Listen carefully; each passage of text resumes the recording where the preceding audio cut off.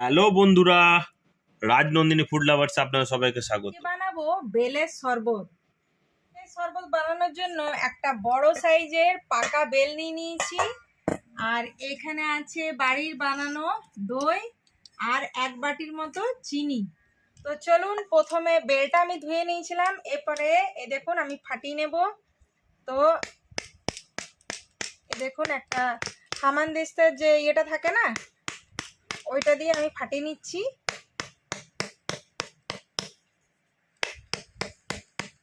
এই গরমে বেলের শরবত খাওয়া খুবই দরকার, খুব টেস্টি হয় আর খুব হেলদিও।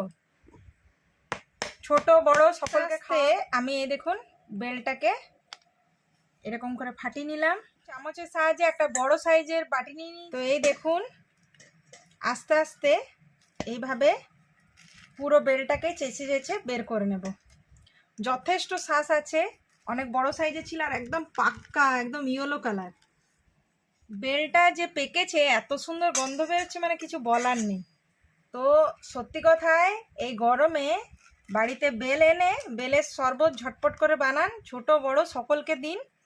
শরীরও ভালো রাখুন, মনও ভালো রাখুন, আর বেশি টাইম লাগবে না বেলের শরবত বানাতে। দেখুন চটজলদি রেসিপিটা দেখিয়ে দিচ্ছি, আপনারা চট করে বানাবেন আর ফ্যামিলির সাথে এনজয় করুন।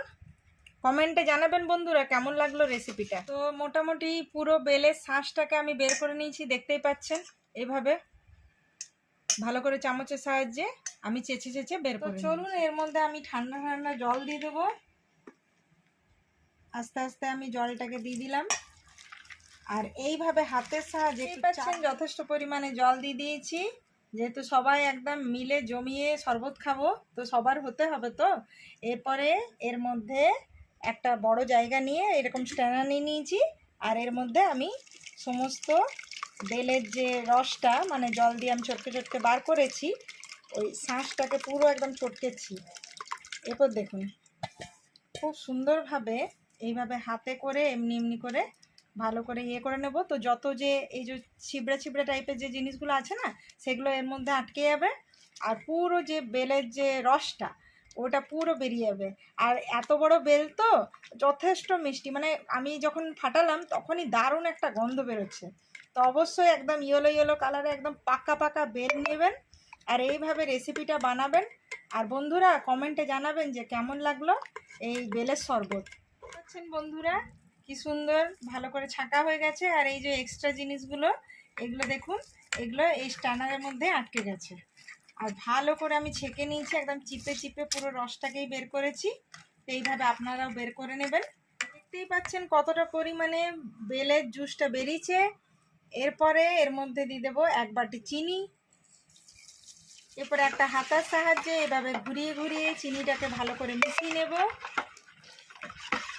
সত্যি পাকা বেলের যে গন্ধ মানে চারিদিকে ছড়িয়ে গেছে, আর কালারটা দেখেছেন একদম দারুণ। তো যেহেতু এটা প্লেনও খাওয়া যায়, প্লেনও খেতে পারেন, কিন্তু আমি একটু দই দিয়ে বানাবো। দই দিয়ে বানালে একটু স্পেশাল হয়ে যায় আর একটু টেস্টি টেস্টি আরও হয়ে যায়, আর বাচ্চারাও ভীষণ পছন্দ করে। তো এই দেখুন আমি ঠান্ডা ঠান্ডা দই দিয়ে দিলাম। এটা বাড়ির 200 গ্রামের মতো দই ছিল, 250 গ্রামের মতো দই আমি ফেটিয়ে দিয়ে দিলাম। আর এরপরে ভালো করে আমি ঘুরিয়ে ঘুরিয়ে এই চিনিটাকে দিয়েছিলাম, দইটাকে দিলাম। তো ভালো করে এইভাবে মিশিয়ে নেব।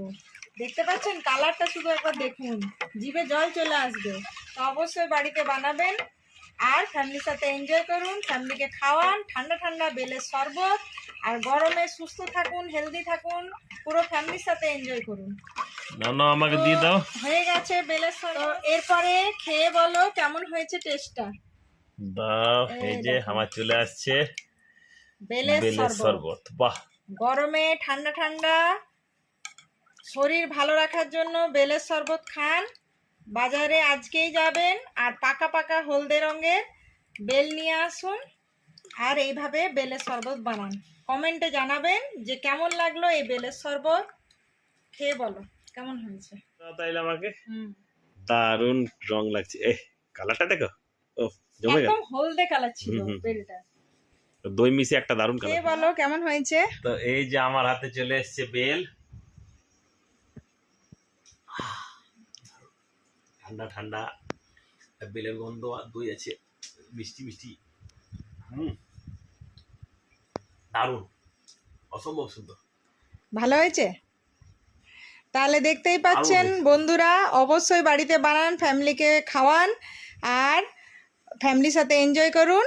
রাজনন্দিনী ফুড লাভার্সকে অনেক অনেক অনেক ভালোবাসা দেওয়ার জন্য আপনাদের সকলকে ধন্যবাদ। তাহলে আজকের মতো বাই বাই।